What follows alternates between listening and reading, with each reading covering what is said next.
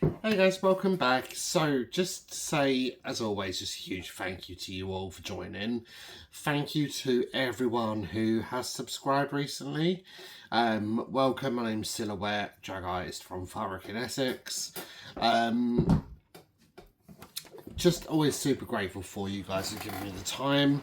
If you can do me a favour, just leave a like, a share and a comment on this video. I always get back to you guys and it's always super appreciated. For today's case, we are going to be looking at the Children of God, now known as the Family International or just the Family.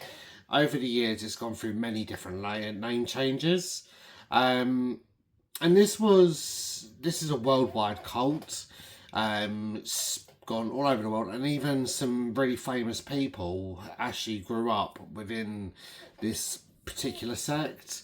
There was the Phoenix family, so Joaquin Phoenix, River Phoenix, Summer, Liberty, they all grew up within this cult.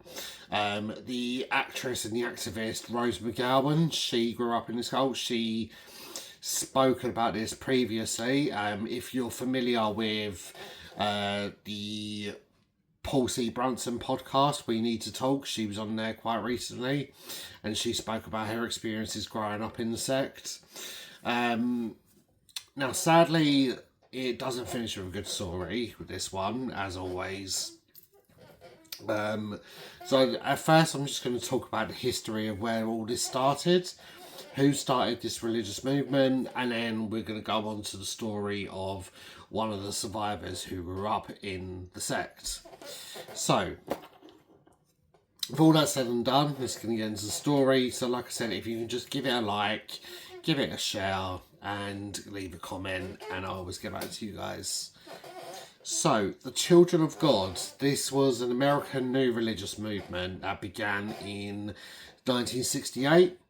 Now, this originally it was to spread salvation, messages of salvation of the apocalypse. There was spiritual revolution, there was happiness, and this initially started with the founder David Berg and just a small group of what was known as hippies. And quite quickly, David Berg is telling them to distrust the outside.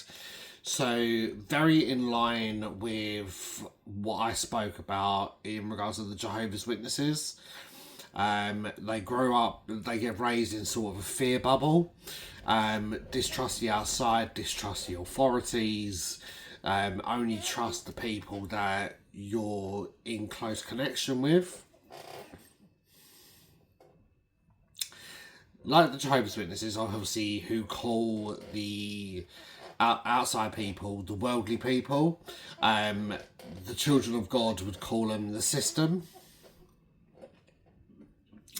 His focus mainly was on the rise of the Antichrist, who was going to rise up as a dictator, and this would lead to a brutal one world government that would take over Jesus in the second coming.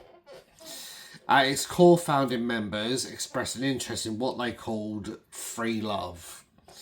And these claimed that all sexual acts were on the table and it didn't discriminate who was having sex with who. And it was strongly encouraged for adult and child relationships.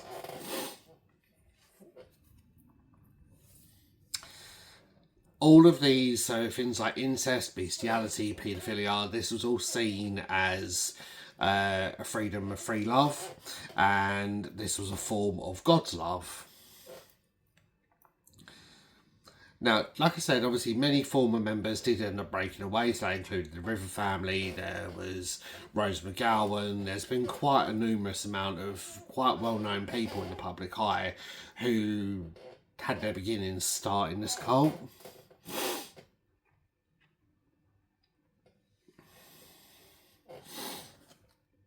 So Rose McGowan, she was aged 13 when she originally left, And the Phoenix family, so River, Joaquin, Rain, Liberty and Summer, they were active members between 1972 and 1978.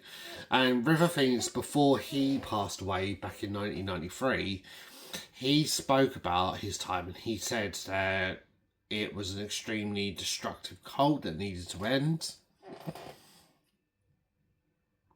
So, like I said, he was founded by David Berg. He was born in 1919 in Orange County, California. And, like I said, he befriends a small group of hippies. They begin the movement. And in 1969, news of a potential earthquake reached them. And the group began hiking and spreading their messages on foot. The leaders, they were called the Chain, and they would slowly start building their own communities. And this was in various cities around the US. By the end of 1969, 200 members of the Children of God established a colony on 425 acres of land in Texas. And this was in a ghost town named Ferber. And by the beginning of the 70s, Children of God had claimed 4,000 members. Mainly they were teenagers and people in their early 20s who had run away from home. Because obviously people that age, they're a bit more malleable, a bit more susceptible.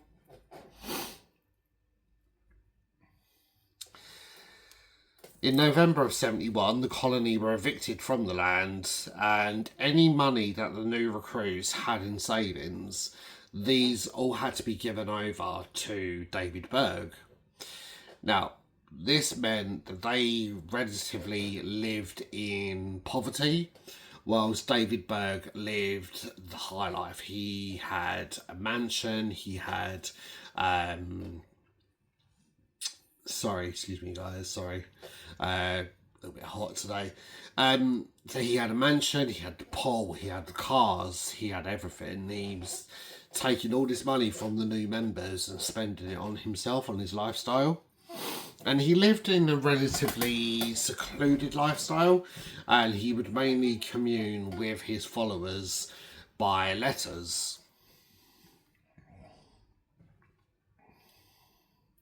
Now, these were called the Mo letters. So by 1972, they had established 130 communities worldwide, and this was in 70 countries.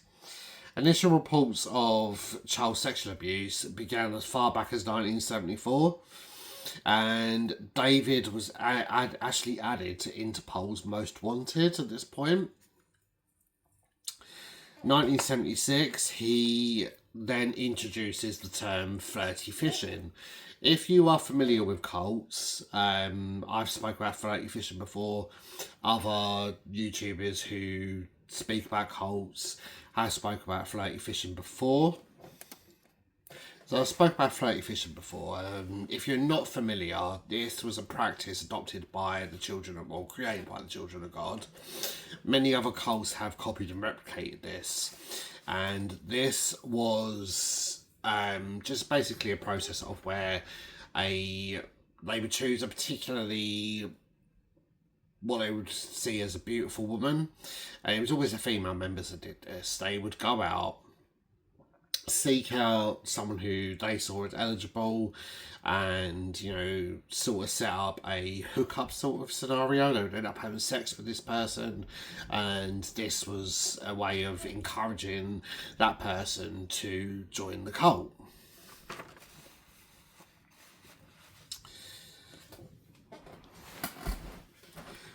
This was always a bonus if the person that was joining was seen as a wealthy person. So in 1978, David Berg changes Children of God to become the Family International.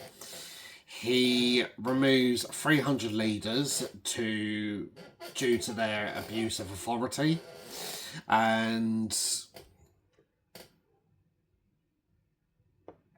They also disagreed with the flirty fishing practice, something that David really, really wanted to defend because he was the one that created it, but the elders weren't that keen on it, so they end up being removed.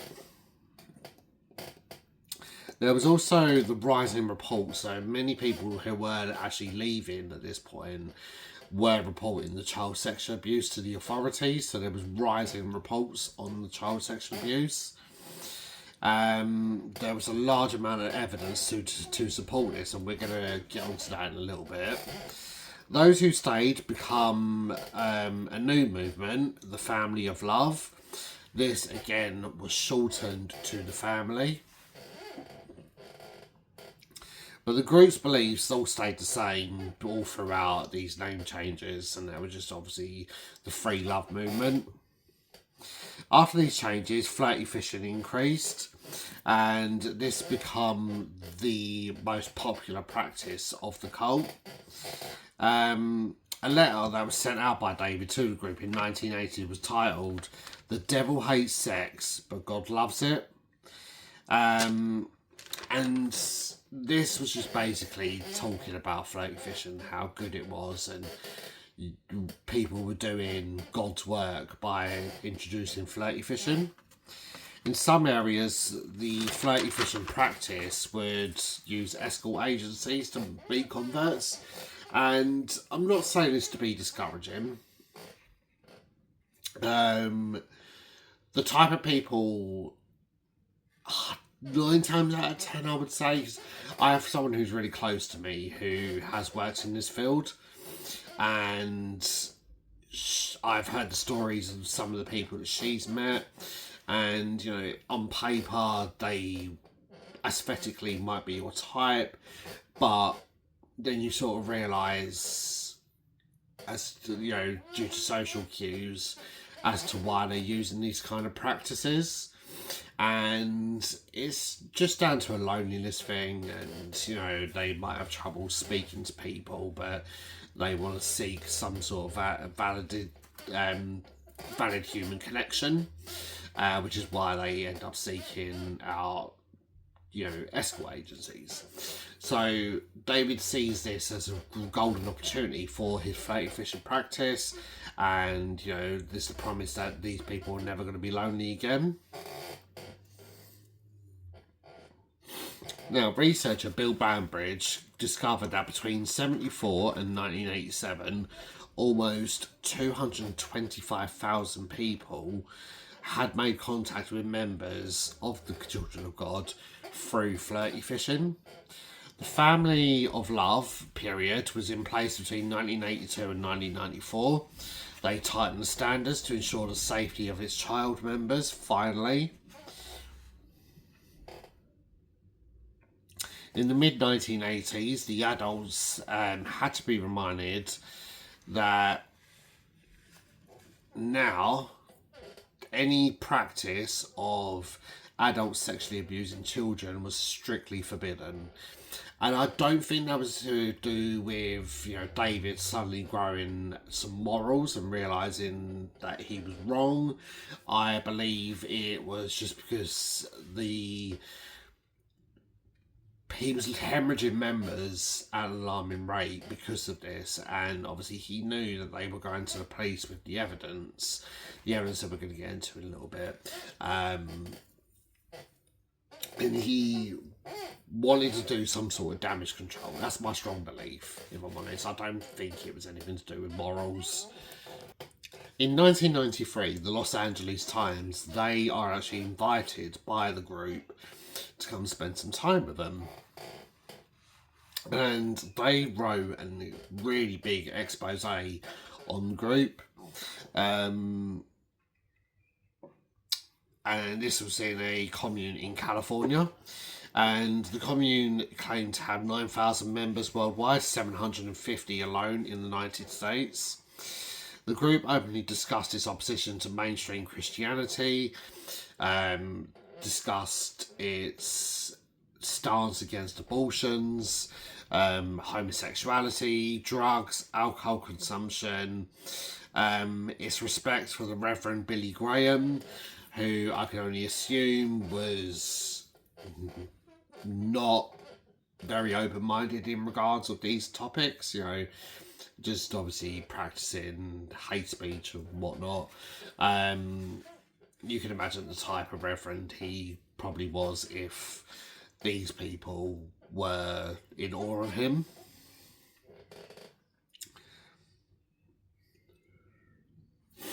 Now, in 1994, so David Berg, he had been living his luxury lifestyle in hiding since 1971.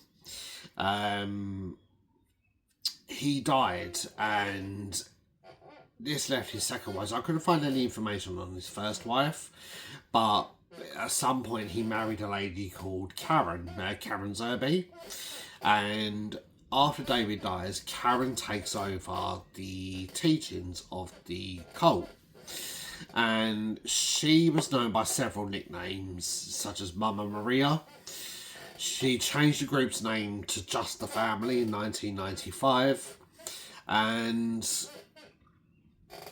during the time of the lead changeover in leadership, and just before obviously this name change, the group are actually taken to court. There was a huge court case in 1994 in the UK in regards of the Children of God. This is due to this historical sexual abuse, but Lord Justice Alan Ward comes to the conclusion that by this point all of the abuse had actually stopped.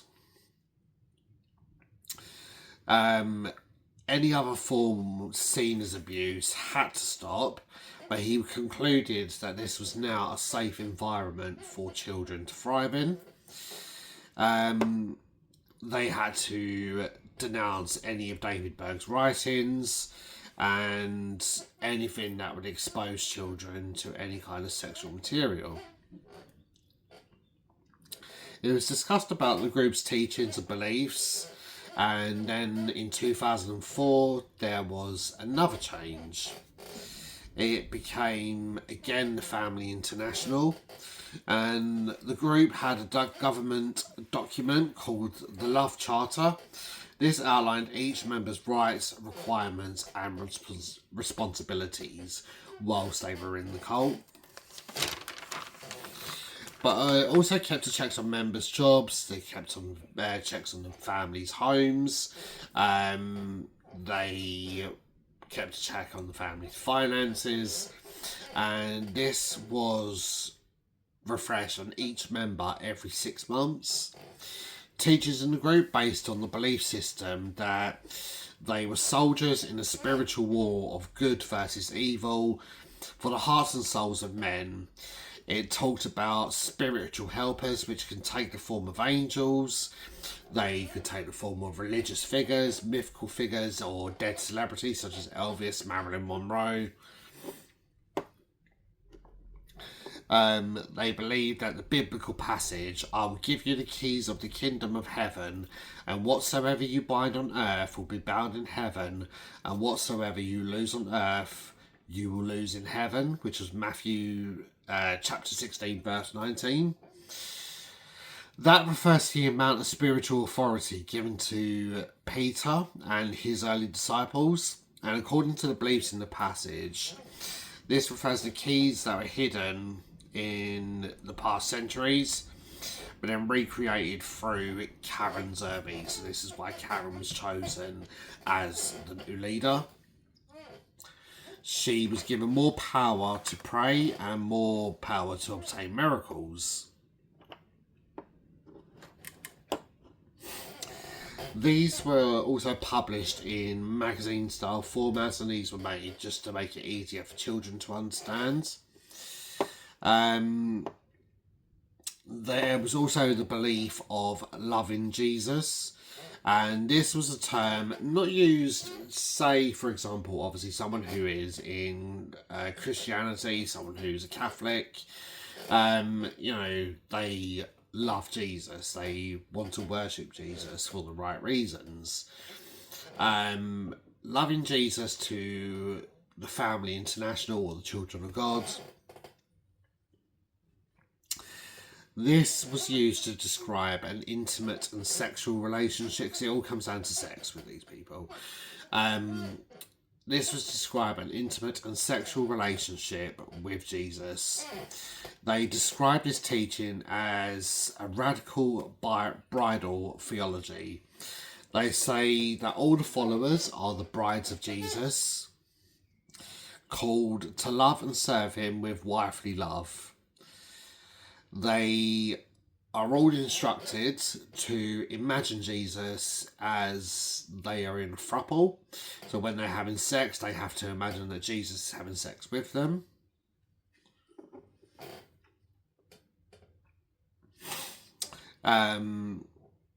Even whilst they're masturbating, they have to pretend that Jesus is there with them.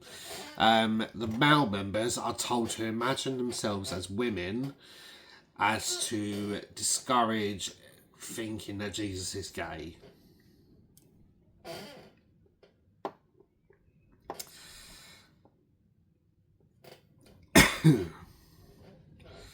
Many publications instructing loving Jesus is coming from Jesus himself, elaborating a loving sexual relationship. And these publications were heavily filtered for teenagers and even more filtered for children.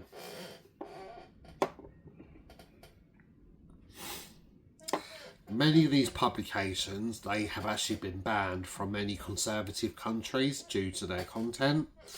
And many conservative countries have classed this as pornography. Many members who left the group have come forward detailing the abuse that they grew up in within the COG era. These included the sisters Celeste and Christina Jones, Juliana Buring and Daniela Young. They all wrote books on their experiences. There was Free Children of God, which was a group founded in 1971. This was founded by concerned parents and outsiders, such as deprogrammers, and these people were trying to set up this foundation to try and help and rehabilitate the members. Verity Carter, she was another member, discussed her experience within the group, and this was during the Children of God era. And she described the sexual and physical abuse from the age of 4 from numerous members of the cult, including her own father. She detailed the blame on David Berg, saying that sex shouldn't be limited to age. She detailed being beaten and whipped for the smallest of things. She was denied any music, she was denied any culture. She was sheltered from the outside world and only knew, the only thing that she was actually taught was how to manipulate the social services. Author Don Lattin interviewed multiple members for his book Jesus Freaks. In a review, David Berg was described as drawing from the remnants of a hippie life and taking it for his own personal gain. Another ex-member, who his name was Jerry Golland, described that his time at joining, he was penniless and depressed, he was homeless, which is the prime victim of any cult. As soon as they find someone who's, down on their luck, having the shittest time, it's like pound signs or dollar signs ringing in their eyes. He said that they basically scraped him off the streets. He said that members were good at raising money for the group. They were called shiners. So again, it all comes down to money. So they had to go out and earn money to send to David Berg, who would obviously use that money to fund his lifestyle. The people that were really bad at raising money for David Berg, they were called shamers. And if shamers missed their quota, they wouldn't even be allowed back in their own homes to eat. They had to keep going, no matter how long it took. They had to keep going and earn the money that David Berg wanted to see. So just wanted to go into a little bit of a backstory about the cult, about who they are as people, about who David Berg was, and what he wanted to create. And the cult, as I'm aware, it's still going today. Karen Zerby, so she's in her 70s now. So she's still going strong. She's still a member. She's still running the family. I couldn't really find any information on how many members they have left over. But like I said, I strongly encourage you guys to watch Rose McGowan on Paul C. Brunson's podcast. If you want to know a bit more about the cult from someone who actually experienced growing up in the cult. Now, before we finish, I want to talk about the events of one particular person. His name was Richard Rodriguez. So he had quite an awful upbringing in the cult, and this led to him becoming a really troubled man in his older life, in his adult life, sorry. And this led to him taking the life of one of his own abusers, but then committing suicide. So, just want to talk about him. So, Richard Peter Rodriguez, he was born on January 25th, 1975 in Tenerife. He was the son of Karen Zerby, so the current leader of the cult. And she conceived him after practicing flirty fishing. She was in Tenerife and she manages to seduce a Spanish waiter. He was named Carlos, and she ends up falling pregnant with Richard, and she later on gives birth to him, and at birth he's named as David Moses Zerby. He was unofficially adopted by David Berg, so the original founder. When I say unofficially, there was no paperwork to say that he was adopted, but he grew up with David Berg and called him David Berg father. He was known as David Tito, or the Prince, and this was to others in the commune. But his official name was actually changed numerous times, as David and Karen, they took him around the world. He was raised with a girl called Teshi, who was his half-sister, and she was also conceived through flirty fishing with another man. I couldn't really find any information on Teshi. Now, both children were raised by nannies and other members of the Children of God community. They were subjected to sexual abuse. This was documented in a book called The Story of David Tito. In May of 1978, David Berg wrote a publication that both Richard and Karen would have. So when I talk about Richard, obviously, he's still known as David at this point. They would have the power to call fire from heaven and devour their enemies. They would then be killed and brought back 3.5 days later, and Richard would go on to guide followers during the end times. Those who knew him at this particular point, when he was a child, said he was incredibly shy. He was uncomfortable around certain group members, and this was mainly because of the status that was put on him. I would argue it was because of the abuse that they were putting him through. The 762 pages of the David Tito book included pictures of a naked baby Richard, a naked toddler Richard, a naked child Richard, with teenage girls and adult women also naked, practicing orgies, and he had to stand there and witness to this. One nanny, her name was Angela Smith, she was also Karen Zerby's personal secretary. She was a prominent figure in many of these photos. There was including some of her changing Richard's clothes, and all of these pictures, they were captioned as undressing for Sue. The material was commented on by David with by David Berg with sexualized captions.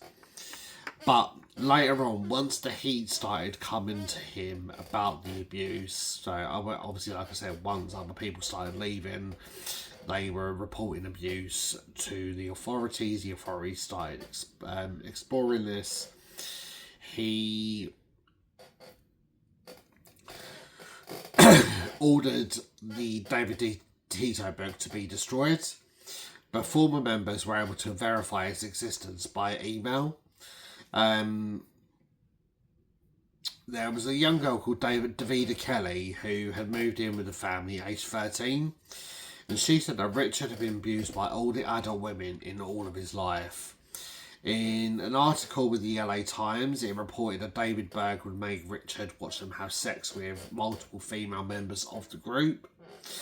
And this was in order for Richard to know what he was doing when it came for him to have sex with them as well. And this was something that David called teen teaching. In 1996, a 21-year-old Richard then moves out of his home and goes to live in Budapest. And this was in another house owned by the organisation. And he meets a woman named Alicia Munimal, and the two later moved back to Karen Zerby's home in Porto in Portugal. In 1999, the couple, Richard and Alicia, they told Karen that they were going to go to Mexico to visit a compound. But Richard and Alicia, they instead go to the United States and then go and tour the UK. He stays with a non-profit charity in San Diego. He sells the car that Karen had given to him, and he later then meets up with Alicia again in Washington. The couple marry at a minister's house. They move into a low-rent apartment, and they just basically struggled with everything. You know, these were a couple that, I mean, obviously Alicia had bit more savvy to her than what Richard would have had at this point. So obviously this is around the time that he changed his name from David to Richard.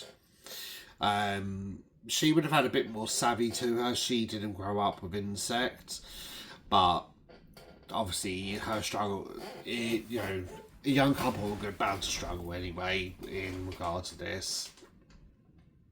And they really did struggle to begin with. So they struggle with their finances. They experience his outside of the cult.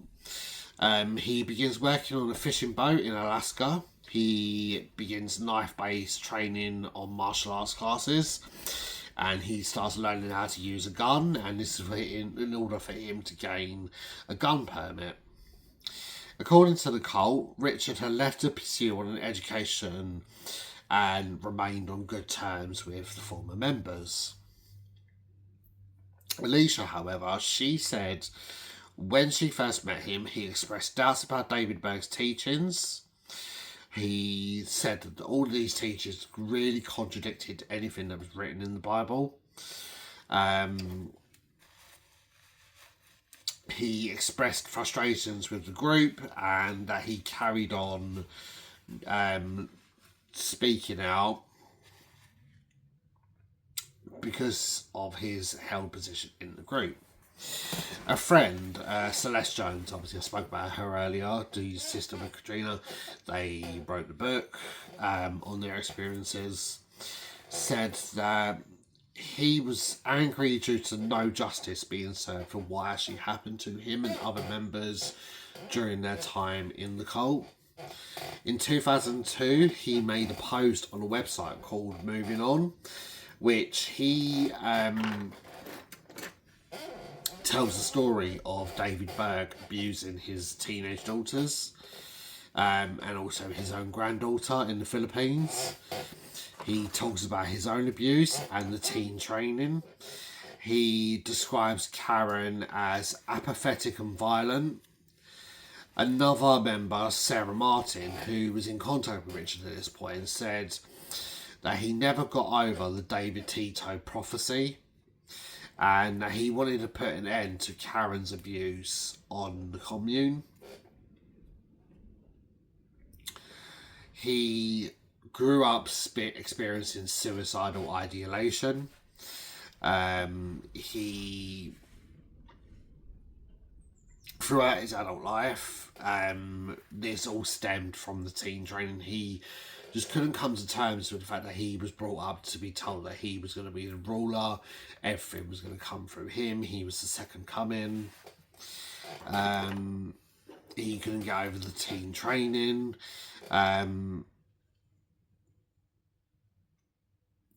He felt that he had no one to help him get past all of this. And he just basically wanted to get revenge on the people that he saw that had wronged him. He told his martial arts teacher that he considered killing members of the family. Before another friend, Daniel Nathan, who was also a member of the cult, who we used to be, he advises seeking legal action. But all Richard wanted to do at this point was to find his mother and kill her. And he was having a hard time tracking her down because she was still moving around everywhere and using pseudonyms. He wanted to find Karen, take away his sister, and rescue his sister from his mother's clutches. Richard spent years trying to find Karen, and in 2004 his marriage to Alicia ends up breaking down because of his obsessions and his inability to try and move on with his life. His newfound freedom, and knowing that the prophecy that he was told was all a pack of lies, he just couldn't get past it, and this ends up breaking down his marriage. But they actually stayed in contact every single day after this.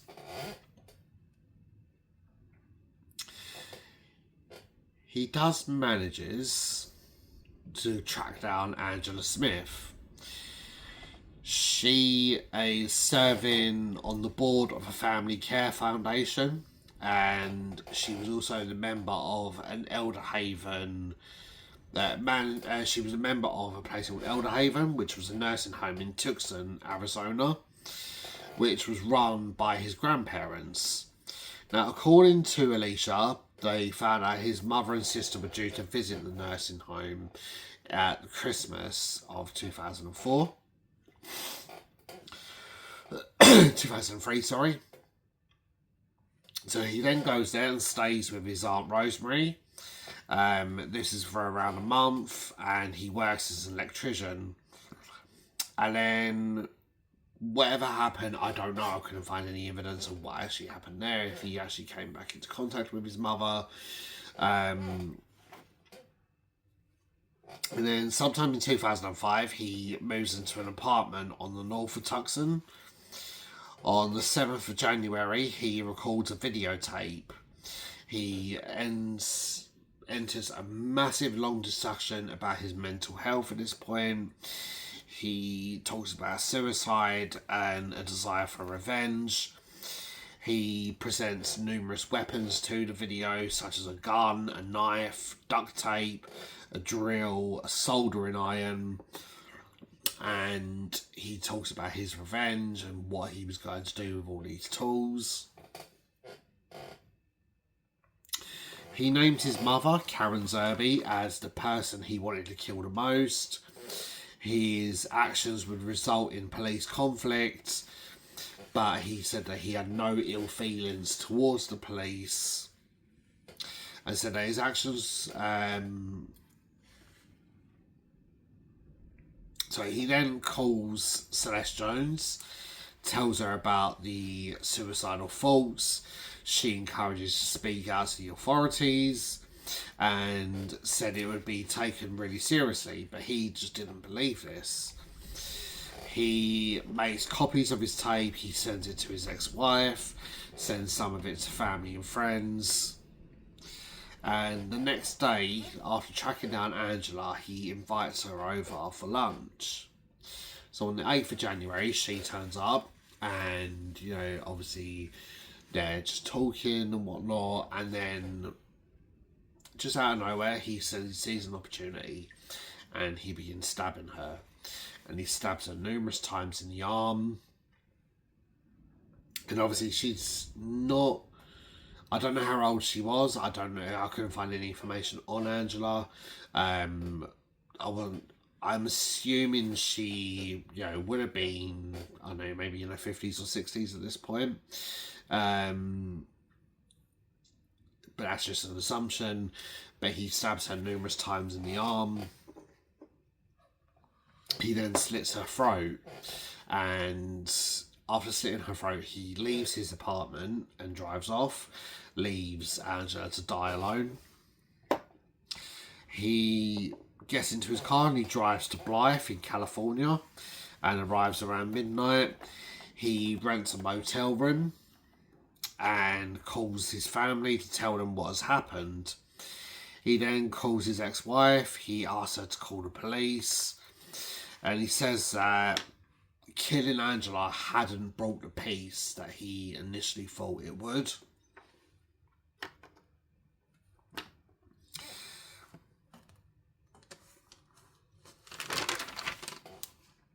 He then pleads with Alicia to die with him. He then hangs up the phone. And at 2 a.m, he's sitting in his car alone, and he points the gun to his head and shoots himself in the head. So he was only 20 days away from his 30th birthday at this point. It was at 8 a.m. that morning that his body was finally found. Alicia then calls and the police pick up, and she tells this particular police officer of Angela's murder. So they go to his flat and they find, obviously indeed, Angela Smith dead.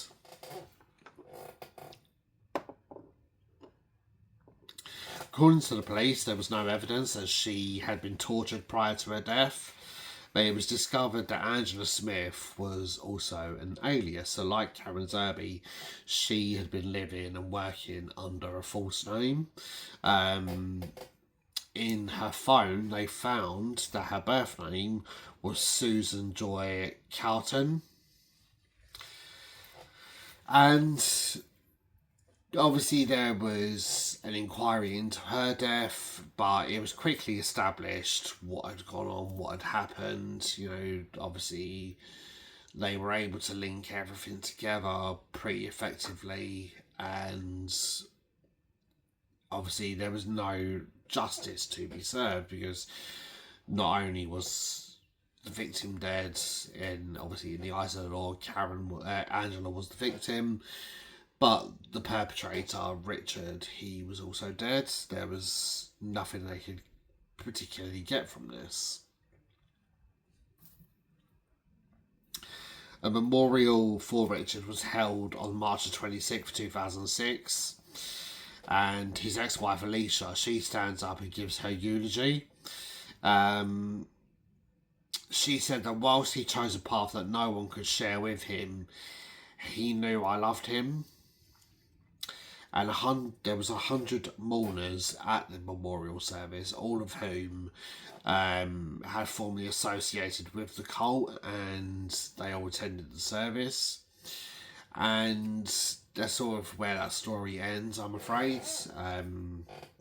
I feel, I don't know about you, obviously what he went on to do, I don't condone, you don't condone it, but he had his reasons. He definitely had his reasons for it, and you can't help but feel a deep amount of empathy for someone like Richard to grow up in that sort of environment and feel like that's your only way out.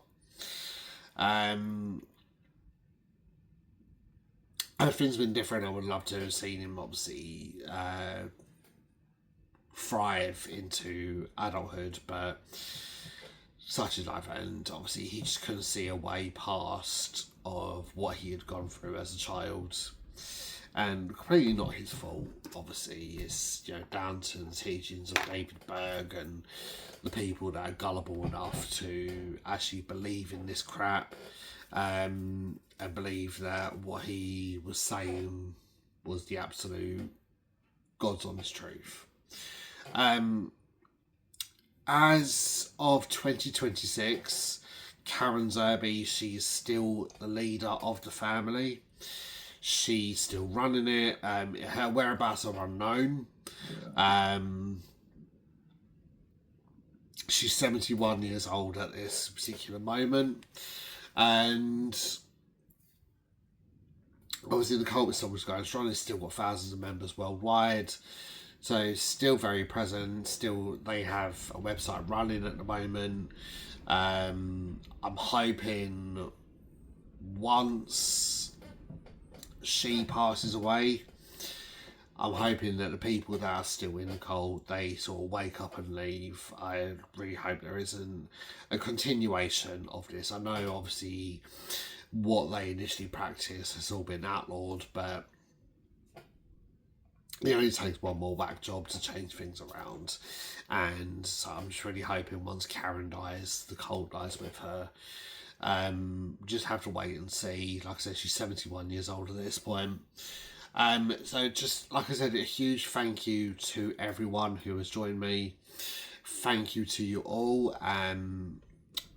Really appreciate all the support you guys give me. Please leave a like, share this video and comment, and I will see you guys real soon for the next True Crime Stories with Silhouette. Take care.